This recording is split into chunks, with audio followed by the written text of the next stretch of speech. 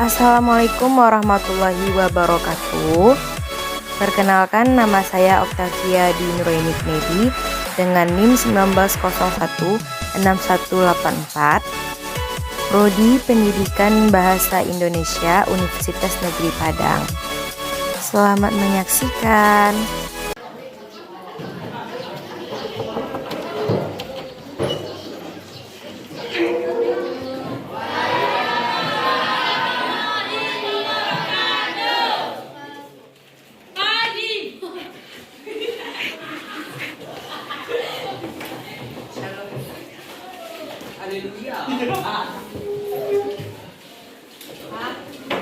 Masuk sadanya? Assalamualaikum warahmatullahi wabarakatuh.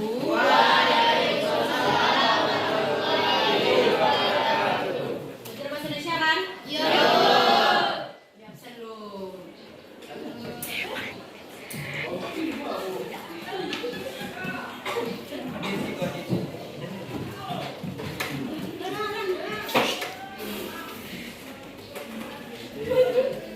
Absen.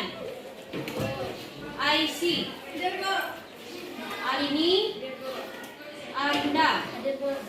Arini Yuanda. Aulia. Azura Fairuz. Kaiza. Fatan. Fikri. Gusti. Irlianda. Abdul Razak. Fairuz. Farhan Rafi. Wardani. Marsha Aulia. Maulidia. Muhammad Fauzi. Muhammad Ihsan. Rafino. Iski Effendi. Mutiara Ramadhani. Nurul Jihan. Putri Aulianza. Oscar. Rahma Aulia. Rasya. Salwa. Saskia. Sadia. Zahra. Berarti hadir semuanya kan? Oh. Nah, kita mulai pelajaran lagi ya. Tentang apa? Bismillahirrahmanirrahim. Assalamualaikum warahmatullahi wabarakatuh.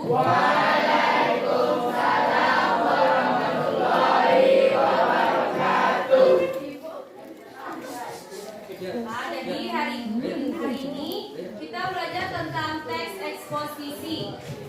Ada yang udah baca materinya kemarin di rumah? Berarti udah ada yang mengerti dan paham?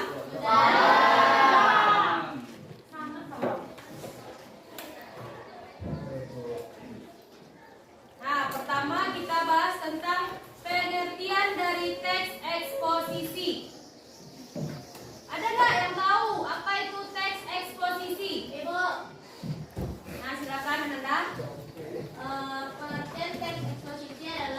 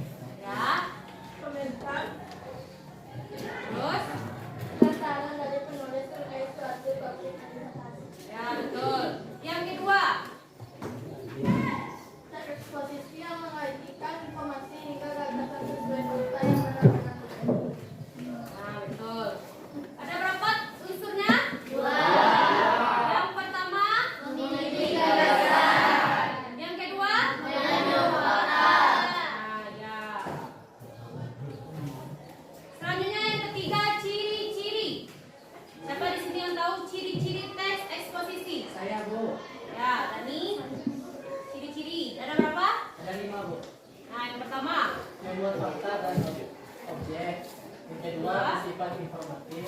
Yang Ya. ketiga memuat pengetahuan. Yang keempat bersifat objektif dan yang kelima disajikan dalam bentuk baku. Ya. Ada ngerti apa maksud dari bahasa yang baku? Bahasa baku itu bahasa yang sesuai dengan kaidah Kamus Besar Bahasa Indonesia. Ya, betul. Selanjutnya membahas tentang struktur teks eksposisi. Ada yang tahu? Struktur teks eksposisi ada tiga, tesis, serangkaian argumen, aneka tentang Tesis itu apa maksudnya? pernyataan pendapat, Nah, ya. Kalau yang rangkaian argumen, rangkaian masalah, rangkaian argumen.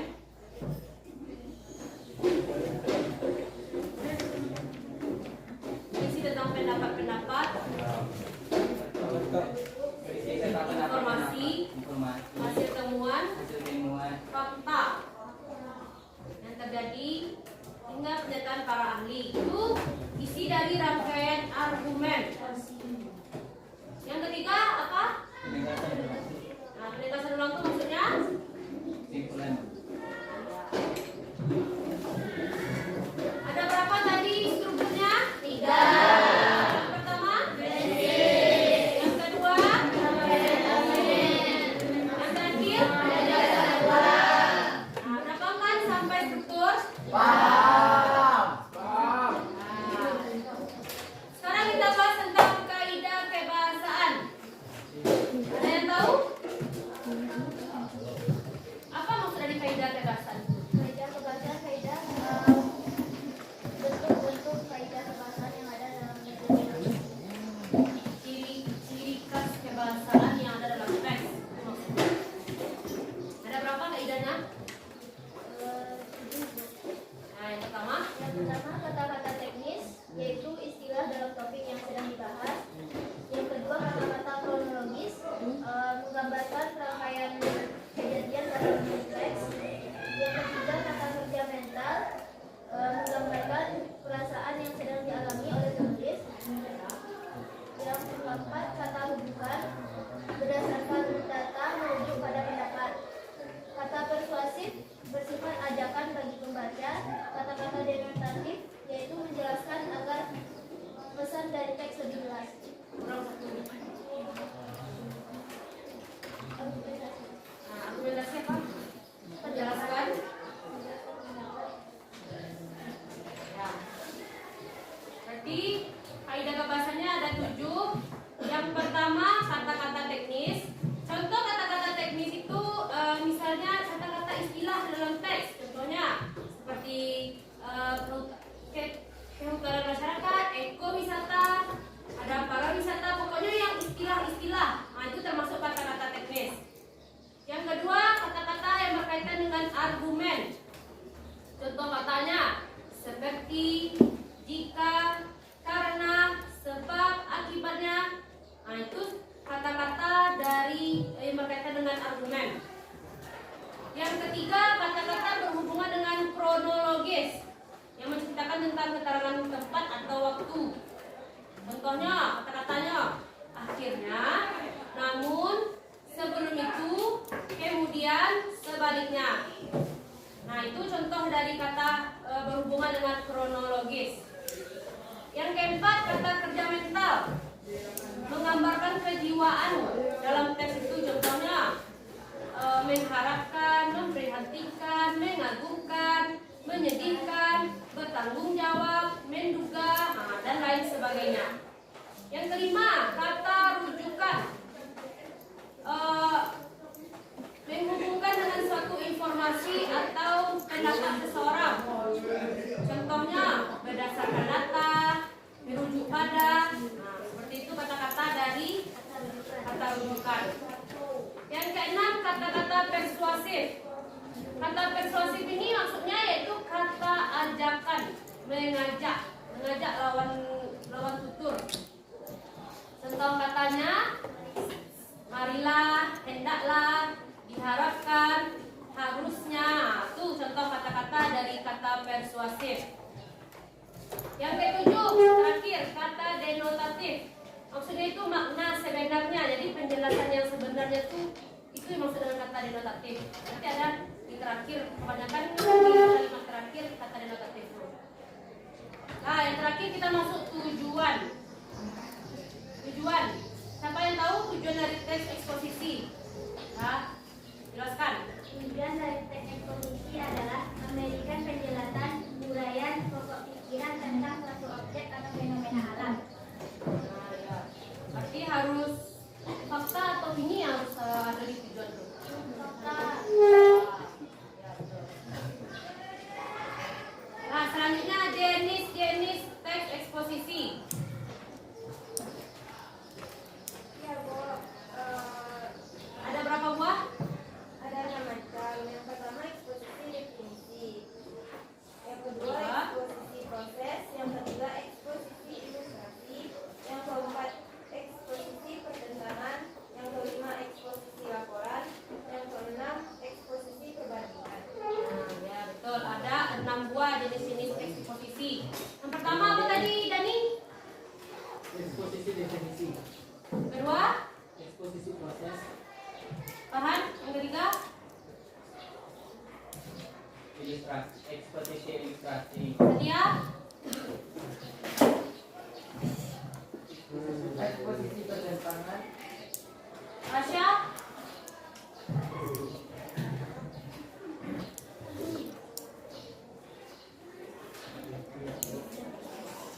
eksposisi laporan, Yang keenam, Vino. Eksposisi Perbandingan. perbandingan. Ada berapa buah? 6. Jadi sampai di sini ada yang masih belum mengerti? tidak, Mulai dari pengertian, udah paham kan? tidak, Selanjutnya unsur.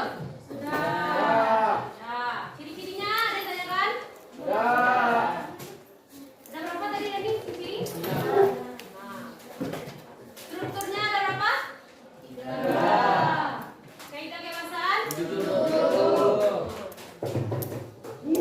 Jenisnya ada berapa? 6. Nah, berarti udah mengerti ya semuanya?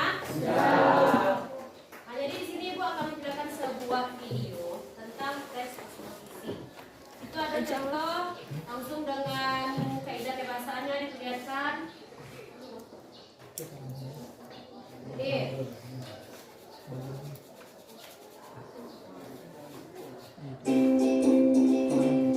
Kenapa?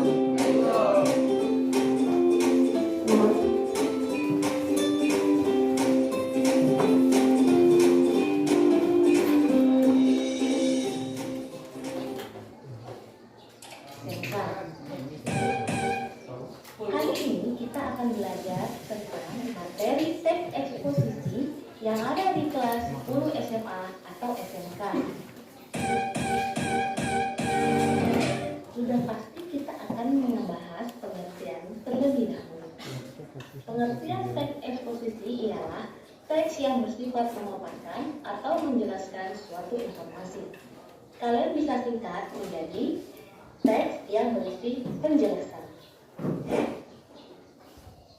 Setelah pengertian, kita harus juga belajar tentang ciri-ciri teks eksposisi. Ciri-cirinya ada 4. Yang pertama bersifat non-fiksi atau ilmiah. Karena teks eksposisi adalah sebuah karangan atau paragraf yang mengandung informasi atau pengetahuan yang mencoba digambarkan dalam bentuk yang padat, singkat, dan jelas, paragraf eksposisi harus bersifat ilmiah atau bisa dikatakan sebagai pernyataan yang bersifat non-fiksi. Itulah maksud dari ciri yang pertama. Yang kedua, bertujuan menjelaskan. Coba kita ingat lagi pengertian teks eksposisi. Teks eksposisi adalah karangan yang berisi penjelasan. Artinya adalah tujuannya yaitu untuk menjelaskan sesuatu. Yang ketiga, berdasarkan fakta. Sudah Ibu jelaskan bahwa eksposisi ini adalah non-fiksi, bukanlah fiksi. Kalau fiksi berdasarkan imajinasi, jadi kalau non-fiksi harus berdasarkan fakta atau kenyataan. Yang terakhir, tidak bermaksud mempengaruhi. Karangan yang bersifat mempengaruhi bukanlah karangan eksposisi, melainkan iklan atau pidato persuasif. Jadi, kalau karangan eksposisi bukanlah untuk mempengaruhi, tapi untuk menambah ilmu pengetahuan pendengar atau pembaca. Dari yang tidak tahu menjadi tahu, dari yang sudah tahu semakin tahu. Itulah maksudnya, bukan untuk mempengaruhi ya. Kita lanjut materinya, yaitu menginterpretasikan makna teks eksposisi. Ada dua cara ya. Yang pertama, mengidentifikasi struktur teksnya. Yang kedua, membedakan fakta dan opini. Kita bahas yang pertama ya, struktur teks fantasi. Struktur teks fantasi ada tiga ya. Yang pertama, teksis. Yang kedua, argumentasi. Dan yang ketiga, rekomendasi atau penegasan ulang. Teksis adalah bagian pembuka dalam teks eksposisi. Bagian ini juga merupakan gagasan utama mengenai suatu permasalahan berdasarkan fakta yang ada. Struktur yang kedua yaitu argumentasi. Argumentasi ialah unsur penjelas untuk mendukung tesis yang disampaikan. Bagian ini sudah pasti berisi penjelasan-penjelasan secara detail mengenai pernyataan pendapat serta juga mengungkapkan fakta sebagai penjelasan argumen dari sang penulis. Yang terakhir, strukturnya adalah penegasan ulang atau rekomendasi. Struktur ini berisi simpulan dari argumentasi. Bagian ini merupakan penguat dari pendapat yang didukung oleh fakta-fakta yang ada. Untuk lebih jelasnya mengenai struktur teks eksposisi, Ibu akan memberikan contoh per bagian ya. Yang pertama, bagian tesis. Salah satu hal yang paling fundamental dalam menjaga kesehatan tubuh adalah minum air putih. Sebab banyak manfaat yang diperoleh untuk tubuh. Meminum air putih sanggup membersihkan segala bentuk toksin dalam tubuh, serta memberikan nutrisi penting ke dalam sel-sel tubuh. Dengan begini, pencernaan terbantu dan tubuh terjaga dari dehidrasi. Rata-rata sebanyak 8 gelas air dibutuhkan tubuh perharinya. Tidak hanya sanggup membersihkan tubuh dari unsur-unsur kontaminan, air juga sanggup mengisi tubuh tanpa menambah kalori. Menjaga keseimbangan minum air setelah makan akan membantu dalam proses penurunan badan lebih cepat. Selain itu, minum air putih tiap hari dapat meningkatkan fungsi ginjal. Pada hal ini, ginjal membantu pencernaan dan mempercepat cara tubuh memproses makanan serta metabolisme tubuh. Pada bagian penegasan ulang, contohnya adalah membuat target minuman air putih sebanyak 8 hari secara rutin adalah sebuah keharusan. Sebab banyak manfaat yang terkandung di dalamnya. Selalu bawa air saat mengendarai mobil, menonton televisi, meringkuk dengan buku, atau duduk di luar bersama rekan atau kerabat. Dengan begitu, air putih akan terasa banyak manfaatnya di dalam hidup. Selanjutnya, cara menginterpretasi makna dalam teks eksposisi ialah mencari fakta dan opininya. Ciri-ciri fakta ialah nomor 1, berisi fakta yang sebenarnya dapat diuji. Yang kedua, berisi informasi atau data yang akurat. Yang ketiga, bersifat objektif. Dan yang keempat, biasanya disertai data dan angka. Kemudian, ciri-ciri opini. Tidak dapat atau belum dapat dibuktikan kebenarannya. Bersifat subjektif, didasarkan pendapat pribadi, berisi tanggapan penulis, dan yang terakhir, menunjukkan peristiwa yang belum pasti terjadi. Contoh fakta. Yang pertama, telah terjadi banjir di Jakarta Utara yang menyebabkan korban tewas sebanyak 14 orang.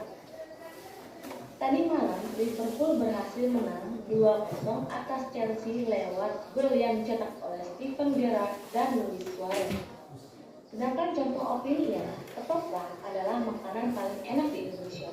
Permainan Paulo Sitanggang malam ini sangat bagus. Contoh yang ketiga, dia adalah wanita yang paling cantik menurutku. Selanjutnya, kita akan belajar tentang pola pengembangan teks. Nah, saya ngerti yang dijalankan dalam video kok. Kamu kan sama yang baca tadi. Risiko tadi adalah dari contoh dari fakta dan ini. Lanjut.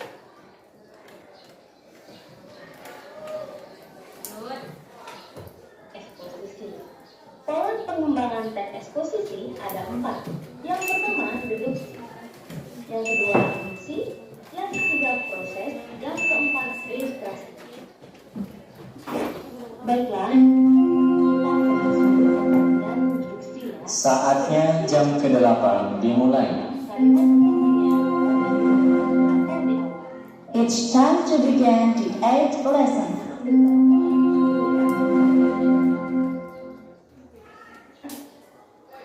Orang pendiam tidak sepantasnya dijauhi maupun dianggap atau seorang pegawai. Dari contoh ini, mau kenapa kita menggunakan pantasnya hanya dengan deduksi ya. Kalau deduksi kan depan, kalau ini di akhirnya atau di belakang paragraf tersebut. Yuk kita simak contohnya ya. Ketika ujian tekstual ini ada bentuk ilustrasi. Artinya adalah paragraf tersebut menjelaskan informasi dengan ilustrasi atau contoh-contoh. Yuk kita simak baik-baik contoh paragrafnya ya. Sampai hari ke-8, bantuan untuk para korban gempa Yogyakarta hanya makan siang bangunan. Yang ilustrasi. Kalau proses artinya adalah berhubungan dengan cara melakukan sesuatu. Ya, mirip tutorial gitu ya. Ini contohnya ya, teks anekdot adalah salah satu dan ya. Inilah akhirnya ya. Yang pertama pengertian kiri proses. Tidak terasa ternyata sudah 4 hal yang bisa dibahas ya. Yang pertama pengertian teks eksposisi adalah teks yang menjelaskan sesuatu ya. Yang kedua ciri-ciri teks eksposisi adalah yang pertama bersifat materi, yang kedua bertujuan menjelaskan, kemudian berdasarkan fakta, dan yang terakhir tidak bermaksud mempengaruhi. Selanjutnya kita dulu tadi membahas tentang interpretasi makna. Di situ kita membahas tentang strukturnya ya. Dan terakhir pola pengembangan tadi ada 4. Ada deduksi, induksi, ilustrasi, dan proses. Terima kasih. Mohon maaf kalau ada salah-salah kata. Ibu akhiri. Assalamualaikum warahmatullahi wabarakatuh. Sampai jumpa di video berikutnya.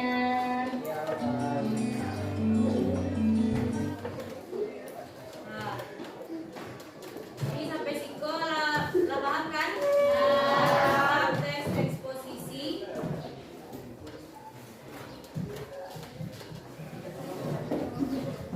Kan dari samu nak, samu yang awak baca tadi.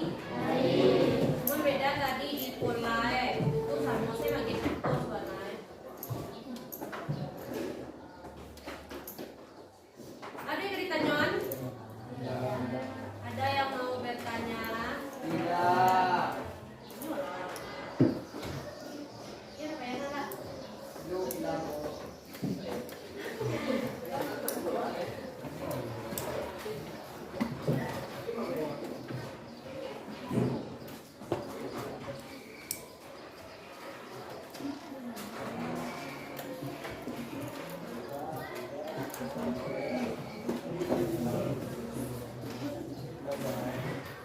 Gimana anak? Ada yang ditanyakan?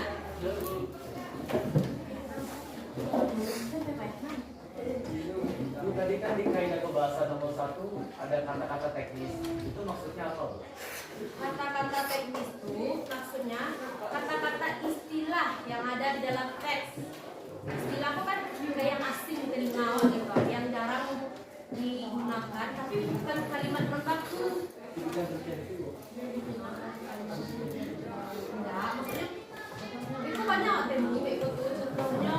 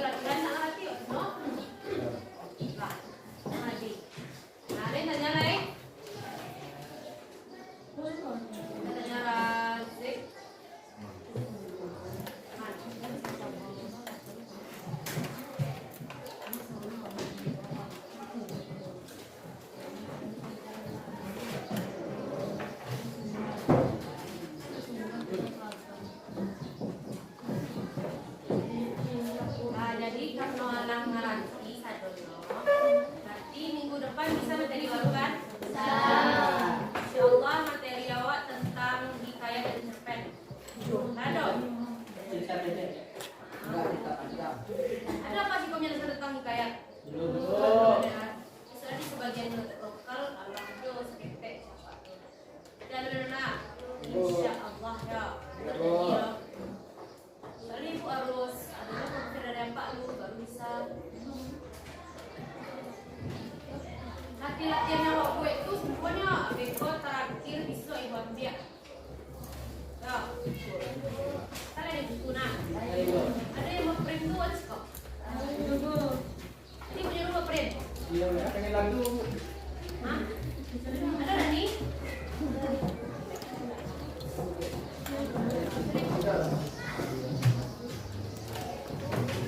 doain berapa itu dulu? Ini hilang nggak? Oh, hilang gue bilang dia.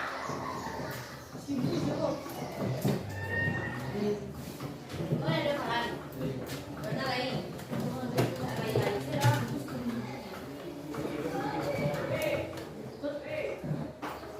Jadi mama lagi main.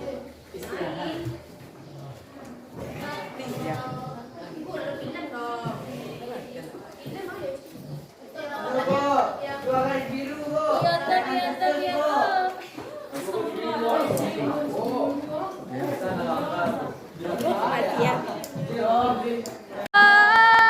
Ini adalah sedikit hiburan setelah 2 jam pelajaran mempelajari materi.